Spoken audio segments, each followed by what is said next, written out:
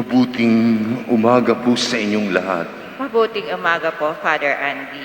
Simulan po natin ang banal na misa sa ngalan ng Ama at ng Anak at ng Espiritu Santo. Amen. Sumainyo ang Panginoon. At sumainyo rin. Atin munang aminin ang ating mga pagkakasala. Sabay-sabay po tayo. Inaamin ko sa makapangyarihang Diyos at sa inyo mga kapatid na lubha akong nagkasala sa isip, salita, sa gawa at sa aking pagkukulang. Kaya sinasamo ko sa mahal na Birhen Maria, sa lahat ng mga anghel at sa inyo mga kapatid na ako'y panalangin sa Panginoong ating Diyos. Panginoon, kaawaan mo kami. Panginoon, kaawaan mo kami. Kristo, kaawaan mo kami. Kristo, kaawaan mo kami. Panginoon, kaawaan mo kami. Panginoon, kaawaan mo kami. Kaawaan tayo ng makapangyarihang Diyos, patawarin tayo sa ating mga kasalanan, at patnubayan tayo sa buhay na walang hanggang. Amen.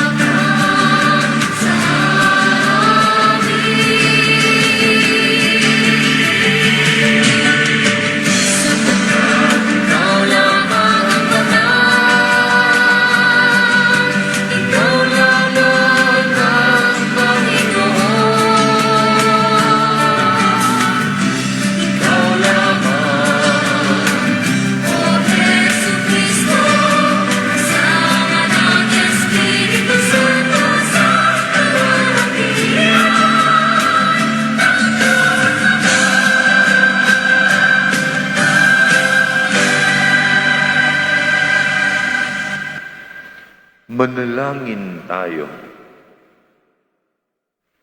Ama naming makapangyarihan, ipagkaloob mong lagi naming ikaligayang ikaw ay paglingkuran, sapagkat walang maliw at walang kahulilip ang kasiyahan kapag sumasamba kami sa iyong kapangyarihang nagpapairal sa tanang sanlibutan.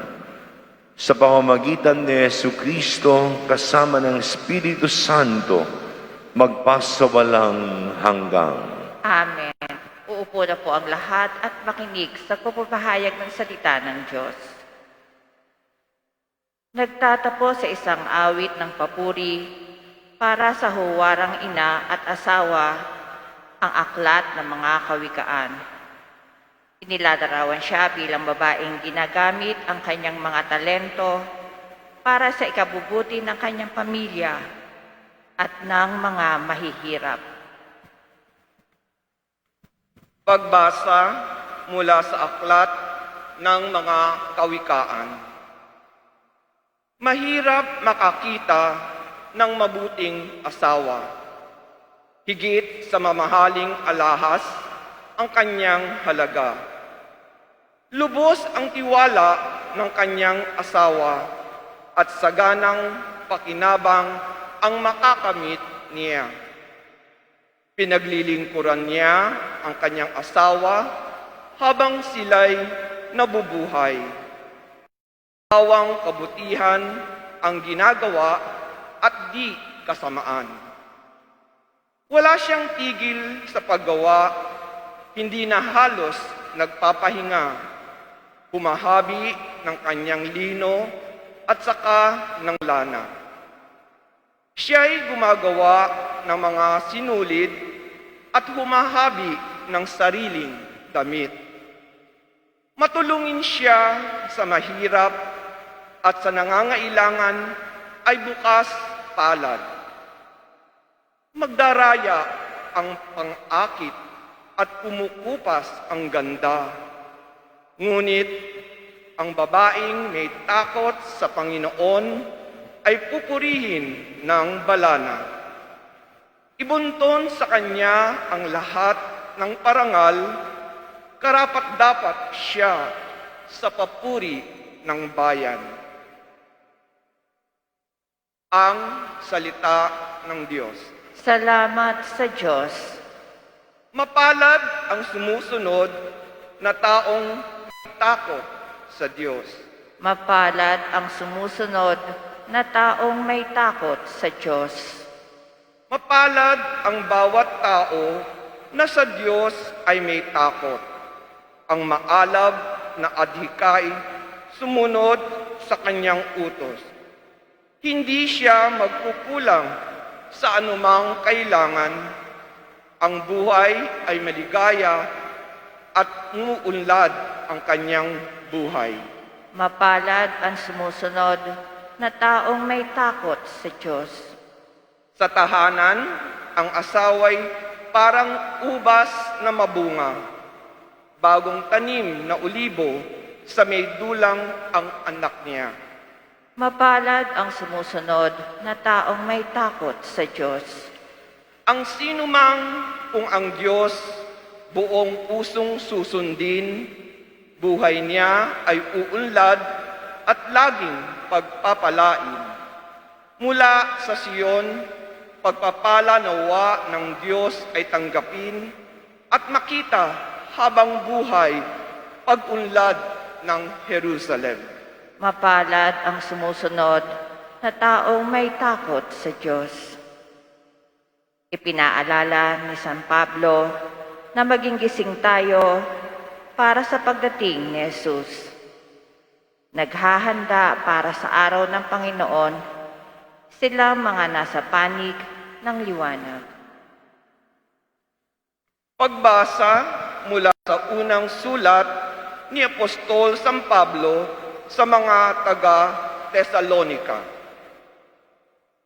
Mga kapatid, hindi na kailangan isulat ko pa sa inyo kung kailan magaganap ang mga bagay na ito, sapagkat alam na ninyong ang pagdating ng araw ng Panginoon ay tulad sa pagdating ng magnanakaw.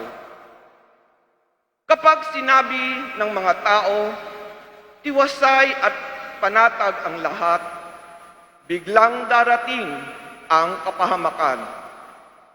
Hindi sila makaiiwas sapagkat ang pagdating nito'y tulad ng pagsumpong ng pagdaramdam ng babaeng manganganak.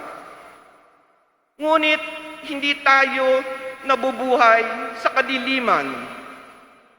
Mga kapatid, kaya't hindi tayo mabibigla sa araw na yaon na darating na parang magnanakaw.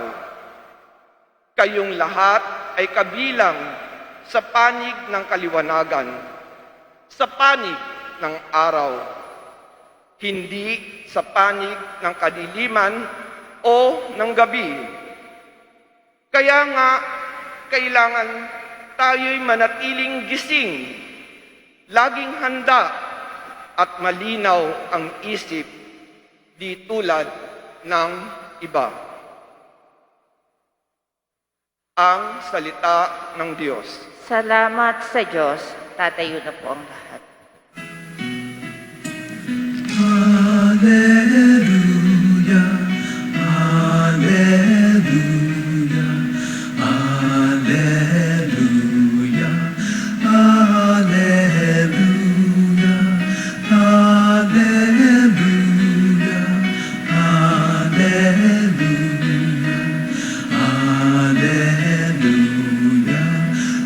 Alleluia. Sa poon ay manatili, siya sa ati lalagi, at mamumungang malwalhati.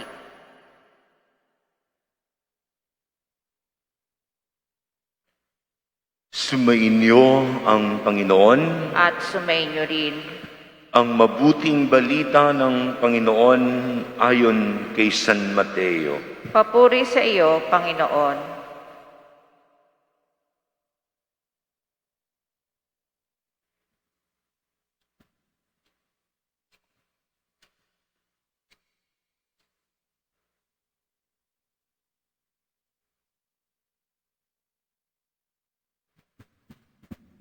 Noong panahong iyon, sinabi ni Jesus sa kanyang mga alagad ang talinghagang ito, ang paghahari ng Diyos ay maitutulad dito. May isang taong maglalakbay, kaya tinawag niya ang kanyang mga alipin at ipinagkatiwala sa kanila ang kanyang ari-arian. Binigyan niya ng salapi ang bawat isa ayon sa kanya-kanyang kakayahan. Binigyan niya ang isa ng 5,000 piso, ang isa namay 2,000 piso, at ang isa pa'y 1,000 piso. Pagkatapos siya'y umalis. Pagkaraan ng mahabang panahon, bumalik ang Panginoon ng mga aliping yon at pinapagsulit sila. Lumapit ang tumanggap ng 5,000 piso. Wika niya, Panginoon, heto po ang 5,000 piso na bigay ninyo sa akin. Ito pa po ang 5,000 piso na tinubo ko. Sinabi sa kanya ng Panginoon, magaling, tapat at mabuting alipin. Yamang naging tapat ka sa kaunting halaga. Pamamahalain kita sa malaking halaga. Makihati ka sa aking kagalakan. Mga kapatid, ang mabuting balita ng Panginoon. Pinupuri ka namin, Panginoong Hesukristo. Uupo na po ang lahat. Muli po ay mabuting umaga sa inyong lahat. Ngayong pong linggo ay ang 33 linggo sa pangkaraniwang panahon, 33rd Sunday in Ordinary Time. At si Jesus ay nagbibigay sa atin ng isang talinghaga, isang aral na kapupulutan ng mabubuting aral. Ang tawag dito ang talinghaga ng talento. The parable of the talents. Umalis yung may-ari, pinagkatiwala ang 5,000 sa isang alipin. Pinagkatiwala ang 2,000 sa isang alipin. At pinagkatiwala ang 1,000 sa isang alipin. Dangan naglakbay. Sa kanyang pagbabalik, nagtanong siya kung anong ulat nila. Sabi nung may 5,000 piso, ito po, na doble ang binigay ninyo. Mabuting alipin, mapagkakatiwalaan. Sabi ng pangalawa, ito po, yung 2,000 pa, na doble din yung binigay ninyo. Mabuting alipin, binigyan pa niya ng mas malaking halaga. At yung pangatlo sabi, itinabi ko po, di ko ginalaw. Kaya sabi nung may-ari, hindi mabuting alipin, hindi mo ginamit ang pinagkatiwala ko. Yan ang buod ng talinghaga, buod ng kwento. Una po, alam naman natin na tayo ay mga katiwala lamang. Ay, at yan din ang ipinapaalala sa Ebanghelyong ating narinig. We are simply caretakers. But not only to be caretakers, but to be responsible caretakers. Di po ba may katiwala ka? May mga katiwala na basta lang magbantay. Kahit may masira dyan, walang pakialam. Nagbabantay lang naman siya. Pero nagbabantay siya. May mga katiwala naman, nakalugod-lugod, nakakaaliw. Di na siya nagbabantay. Pag may sira at kaya niya, kanyang kinukumpuni yung mga sira. Pag nasira, aayusin niya hanggat kaya niya. Ang tawag doon, responsible caretaker. Kaya nga responsible, the ability to respond. Kakayahan para tumugon. And we are not only caretakers, we are expected to be responsible caretakers na tumutugon. Hindi lang nakaupo at nagbabantay. We must have the ability to respond. At hindi bibigay ang Diyos ng mga bagay na hindi natin kaya. Alam ng Diyos ang kakayahan ng tao. Alam ng Diyos ang kakayahan natin. Pag may pinagkatiwala siya, alam niya na kaya natin. Hindi magbibigay ang Diyos ng higit sa kakayahan ng tao. Hindi magbibigay ang Diyos. Galing po ako sa Bicol. I just arrived the other day. Inabot ko yung baha na, yung highway from Calawag to Lopez, Quezon. Hindi madaanan yun. Sinakay ko yung motorbike ko sa Balsang Kawayan. Napakaraming kawayan sa lugar na yan, sa may Lopez, Quezon. Sabi nung isang kasama ko, kaya pala napakaraming kawayan sa inyo dahil binagi kayong binabaha. Yung kawayan nagagamit, ginagawang balsa. Yung parang balsa ang tawag eh. Raft. Yan. Bamboo raft. Doon sinasakay yung mga motor, mga tao. At sabi nila, kaya pala maraming kawayan para may magamit kayo. Ganyan ang katiwala. You make use of what God has given you and make it beneficial. Not only to yourself, but to others. You make it beneficial. Pagkatiwala ka pala, hindi lang yung pinagkatiwala sa iyo para magamit mo. Para magamit din mapakinabangan ng iba. Pag inisip mo ang sarili mo lamang, it will lead to destruction. It will lead to destruction. Matapos bang bagyong Rolly, ang nasa pahayagan lagi, yung isang bayan sa Albay, Ginubatan, Albay.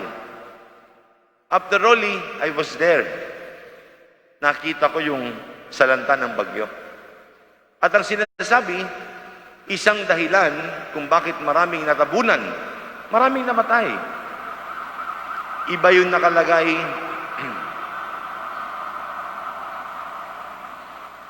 iba yung nakalagay sa dyaryo, sa balita. Iba yung talagang mas maraki, mas marami yung namatay. Kasi sabi nung pari namin doon, mga 70 ang namatay and counting dahil natabunan. At ang isang dahilan kung bakit maraming natabunan, yung mga maliit na lagusan ng tubig, may nag-akwari para sa kanilang sarili. At nakikinabang ilang politiko. At sa dami ng tubig, tinanga yung kinakwari. Kaya natabunan yung mga tao, marami ding namatay. Dahil sa pansarili. Kaya sa Ebanghelyo, napakalinaw.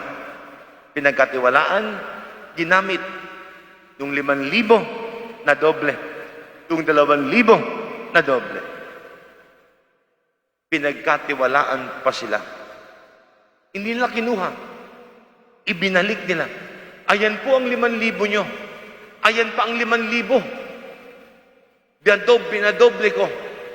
Ayan po ang 2,000. Ayan pa ang 2,000. Dinoble ko. Ang pagdasal natin, maging mabuting katiwala tayo. Hindi iniisip ko na makukuha, kundi kung ano ang maibibigay sa iba. To make it beneficial, not to oneself, but beneficial to others.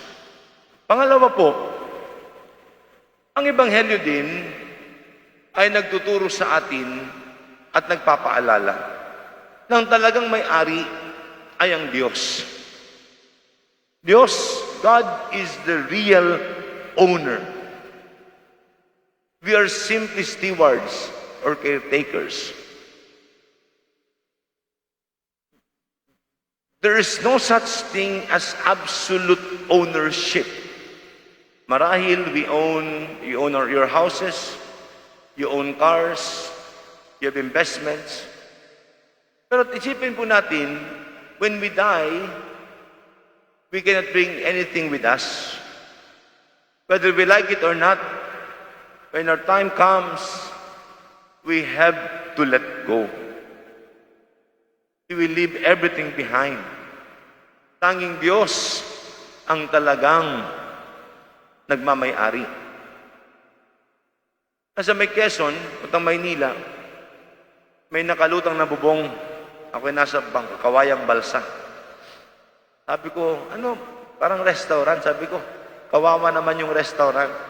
Oo nga sir bagong gawa. Hindi pa nagbubukas. 2 baha na ang dumaan. Bagyong Rolly, bagyong Ulysses. Kawawa naman. After investing so much, hindi pa nagbubukas.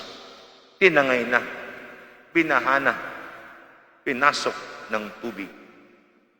Ako po umikot sa buong probinsya ng Albay. Kasi kayang ikutin yung may volcano. May daanan dyan Yung mga taga-Albay, alam yan. At talaga naman, pumunta ko seminaryo sa Tabaco, nakita ko yung mga posing tumbang, mga salanta. Malaki ang nasalanta. Itong Rolly. Itong Ulysses, mas marami, buong Luzon. Ito yung mga pagkakataon na mapaisip ka. Ano mang gawin mo, may mga bagay, wika nga, it's beyond your control. It's beyond your control. And we are reminded that we are not the true owners. The real owner is God. Because God is the only one who is in control. Wala kang magagawa. Ano mang gawin ng tao. May mga bagay, it's beyond his or her control.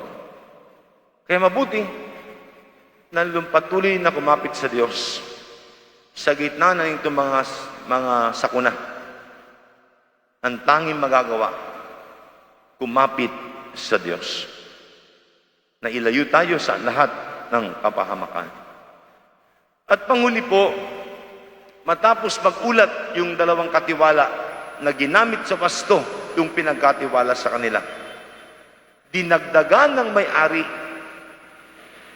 yung mga pinagkatiwala sa kanila. Bagkos na magpahinga sila.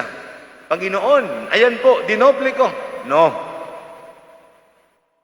Ito pa dagdag na trabaho. Gawin mo pa yan. Ganyan po pala ang buhay ng tao. Walang katapusan sa paggawa. There's no such thing as retirement in the eyes of God.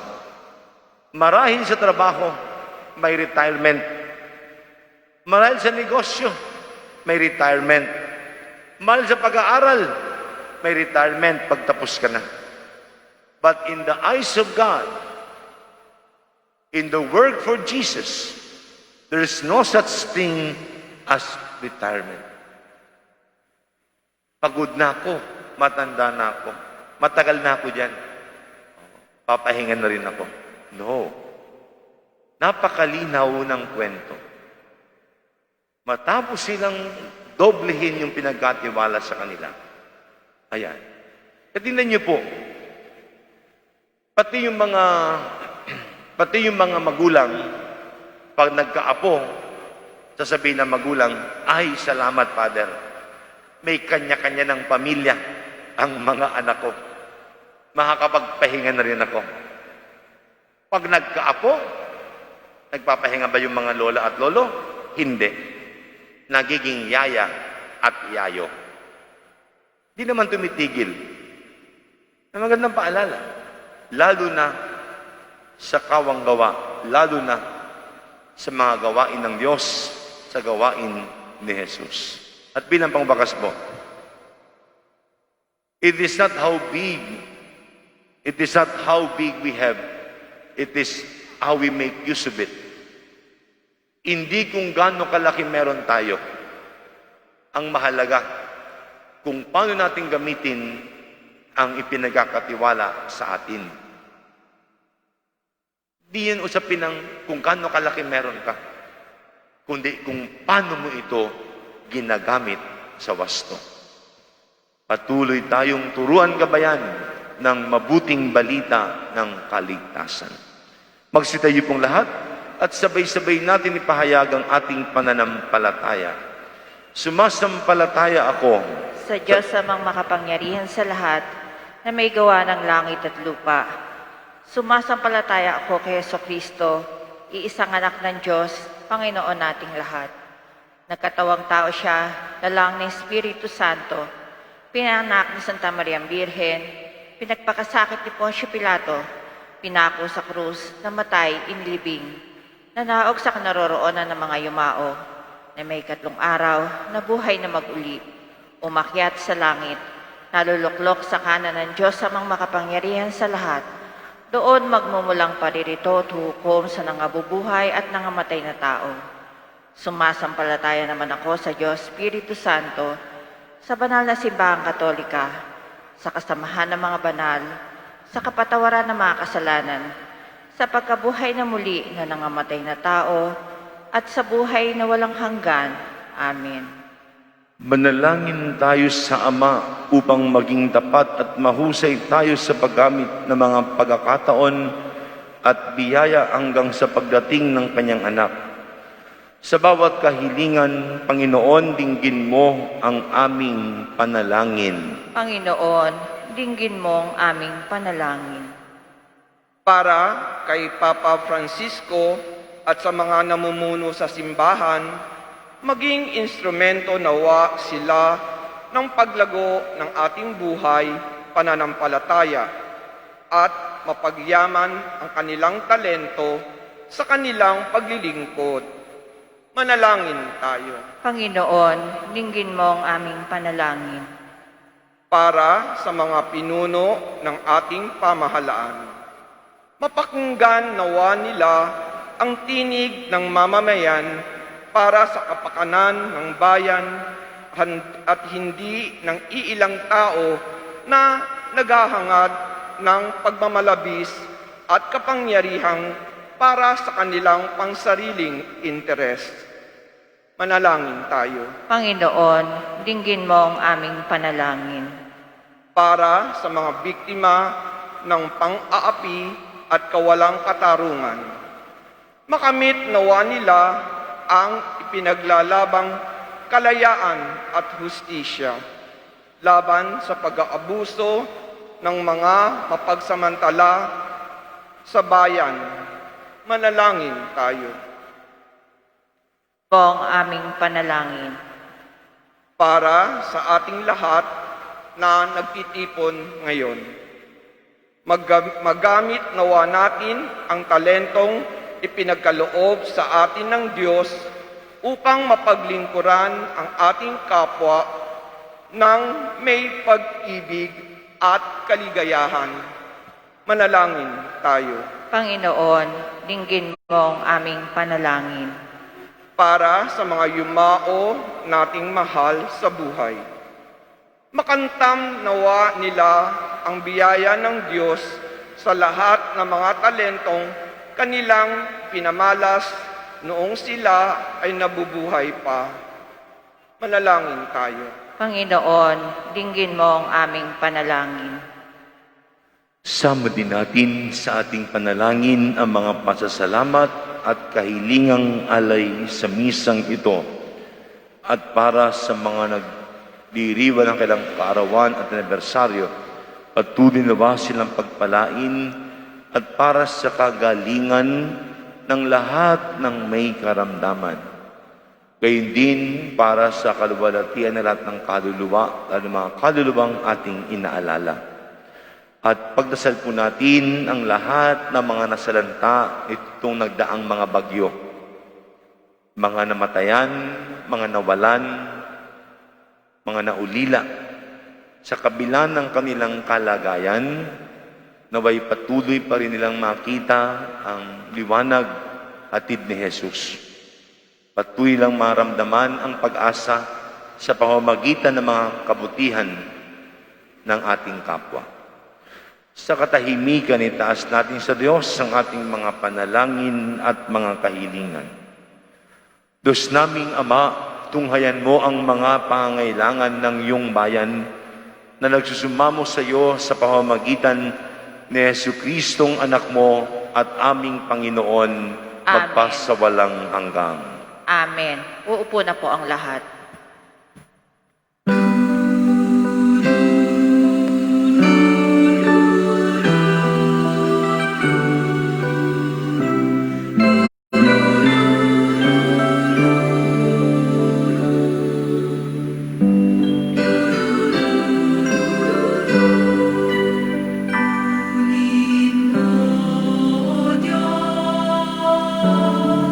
At tanggapin mo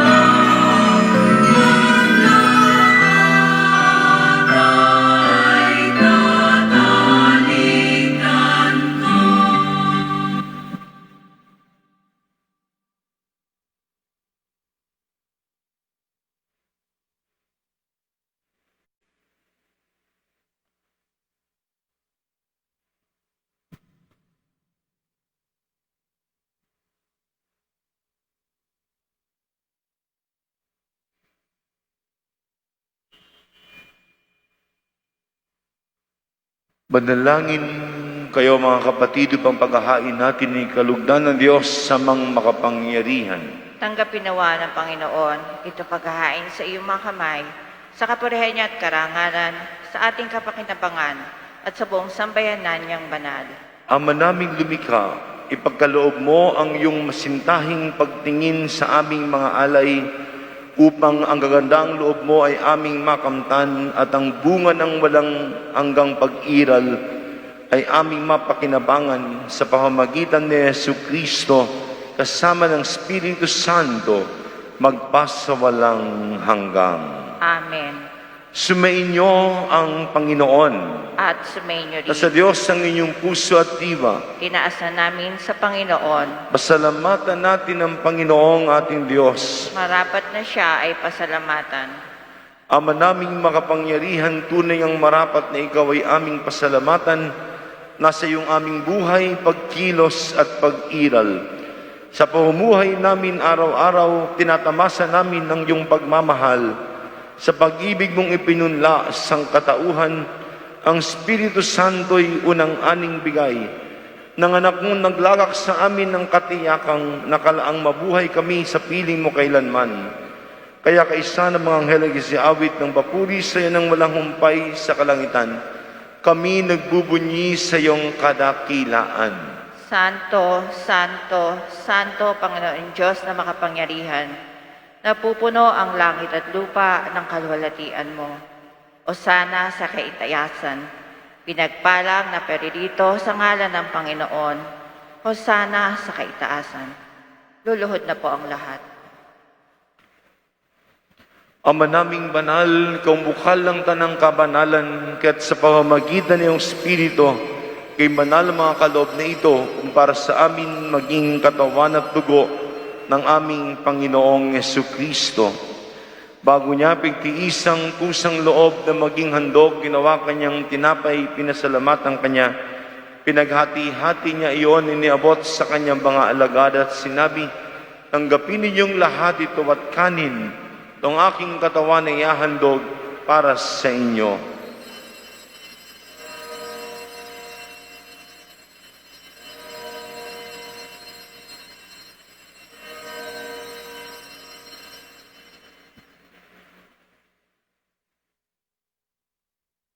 Gayun din naman nung matapos ng hapunan, ninawakan niya ang kalis, muli kanyang pinasalamatan. Inabot ang kalis sa kanyang mga alagad at sinabi, tanggapin ninyong lahat ito at inumin itong kalis ng aking dugo, dugo ng bago at wala hanggang tipan. Ang aking dugo na ibubuhos para sa inyo at para sa lahat, sa ikapagpapatawad na mga kasalanan. Gawin niyo ito bilang pag-alala sa akin.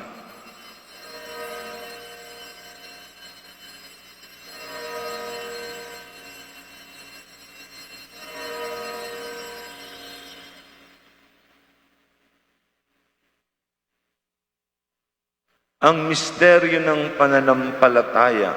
Si Kristo ay namatay, si Kristo ay nabuhay, si Kristo ay babalik sa wakas ng panahon. Ama, ginagawa namin ngayon ang pag-alala sa pagkamatay at muling pagkabuhay ng iyong anak, kaya tinialay namin sa iyo ang tinapay na nagbibigay buhay at ang kalis ng kakaloob ng kaligtasan. Kami nagpapasalamat dahil kami yung minarapat at tumayo sa harap mo para maglingkod sa iyo. Isinasamo namin kami magasalo-salo sa katawan at dugo ni Kristo ay mabuklod sa pagkakaisa sa pamamagitan ng Espiritu Santo. Ama, lingapin mo yung simbahang laganap sa buong daigdig. Puspusin mo kami sa pag-ibig kay San Francisco na aming Papa, Broderick na aming tagapangasiwa, ang lahat ng obispo, mga pari at diakono.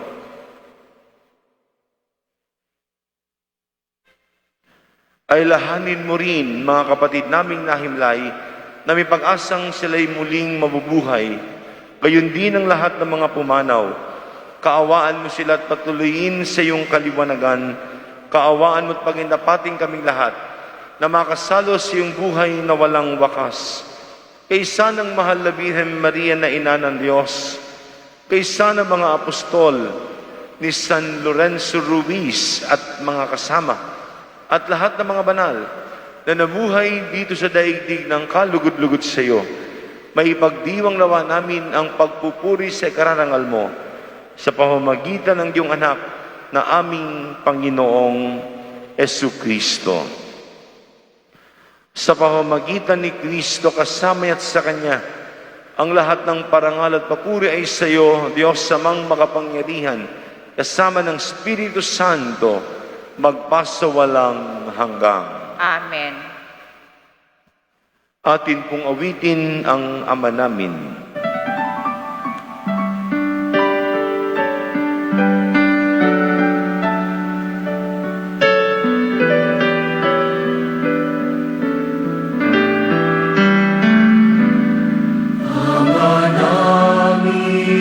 Sumasalangit ka, sambahin ang ngalan mo, mapasa amin ang kaharian mo, sundin ang loob mo, dito sa lupa para ng sa langit. Bigyan mo po kami ngayon ng aming kakain sa araw-araw at patawarin mo kami sa aming mga sala para ng pagpapatawad namin sa nagkakasala sa amin. At huwag mo kaming ipahinturo sa tukso, at yadya mo kami sa lahat ng masama. Dihiling namin kami adya sa lahat ng masama, pagkalooban ng kapayapaan araw-araw, ligtas sa kasalanan, at ilayo sa lahat ng kapahamakan. Samantalang aming pinanabikan dakilang araw ng pagpapahayag ng tagapagligtas naming si Jesu Kristo. Sapagkat iyo ang kaharian at ang kapangyarihan at ang kapurihan magpakailanman. Amen. Panginoong Jesu Kristo, sinabi mo sa iyong mga apostol, kapayapaan ang iniiwan ko sa inyo, ang aking kapayapaan ang ibinibigay ko sa inyo. Tunghayan mo ang aming pananampalataya at wag ang aming pagkakasala. Pagkalooban mo kami ng kapayapaan at pagkakaisa ayon sa iyong kalooban, kasama ng Espiritu Santo, magpasawalang hanggang. Amen. Ang kapayapaan ng Panginoon ay laging sumainyo. At sumainyo rin. Magbigayan kayo ng kapayapaan sa isa't isa.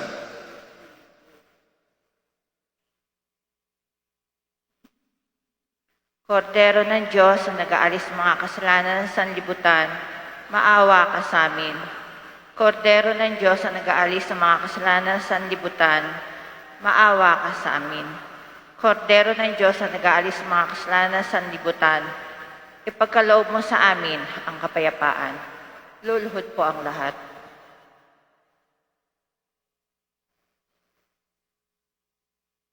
Ito si Jesus, ang kordero ng Diyos na nag-aalis ng mga kasalanan ng sanlibutan. Mapapalad tayong inanyayahang makiisa sa kanyang banal na piging. Panginoon, hindi ako karapat-dapat na magpatuloy sa iyo, ngunit sa isang salita mo lamang ay gagaling na ako. Katawan ni Kristo. Amen.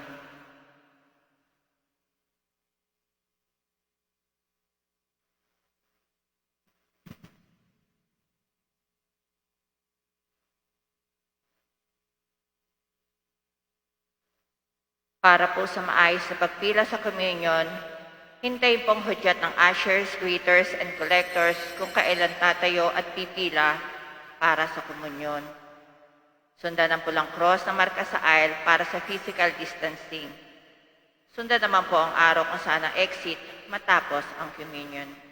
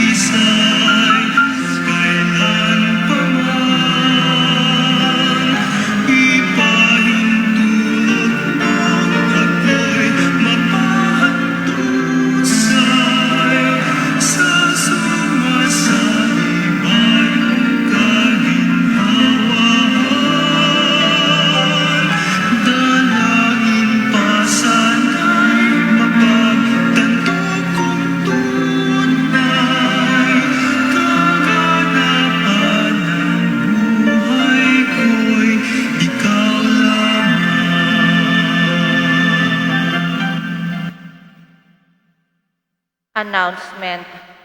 Dakilang kapistahan ng Kristong Hari. Sa darating na linggo, November 22, ay dakilang kapistahan ng Kristong Hari. Sa halip na prosesyon ay magkakaroon po tayo ng Holy Hour sa ganap na alas 3:30 ng hapon, 3:30 p.m. Sama-sama po tayong manalangin. Maraming salamat po. Magsitayo pong lahat. Manalangin tayo. Ama naming pagmahal, sa pinagsaluhan naming banal na pakikinabang, ang amin nawang pag-ibig ay lalong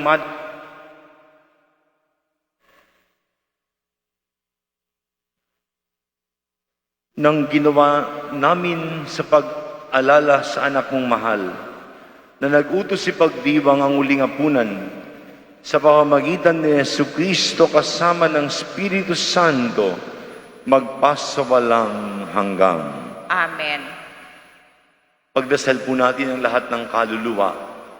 May the souls of all the faithful departed, especially those whom we promise to pray, and those who need our prayers, through the mercy of God, rest in peace. Amen. Eternal rest grant unto them, O Lord. And let your perpetual light shine upon them. May they rest in peace. Amen. Our Father in heaven, hallowed be thy name. Thy kingdom come, thy will be done on earth as it is in heaven. Give us this day our daily bread, and forgive us our trespasses, as we forgive those who trespass against us.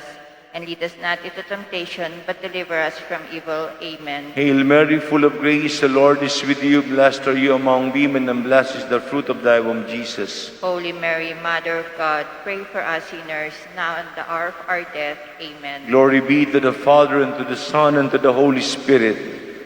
Beginnings, now and ever shall be, world without end. Amen. Salamat po sa inyong pakikiisa sa ating banal na misa, gayon din sa mga patuloy na sumusubaybay sa ating Facebook page, live streaming, at sa ating YouTube channel. Maraming salamat po sa inyo. Sumayin niyo ang Panginoon At sumayin niyo rin. at pagpalain kayo ng makapangyarihang Diyos, Ama, Anak at Espiritu Santo. Amen. Tapos ng banal na misa, humayo kayong taglay ang kapayapaan ni Kristong muling nabuhay. Salamat sa Diyos. Mabuting umaga po sa inyong lahat.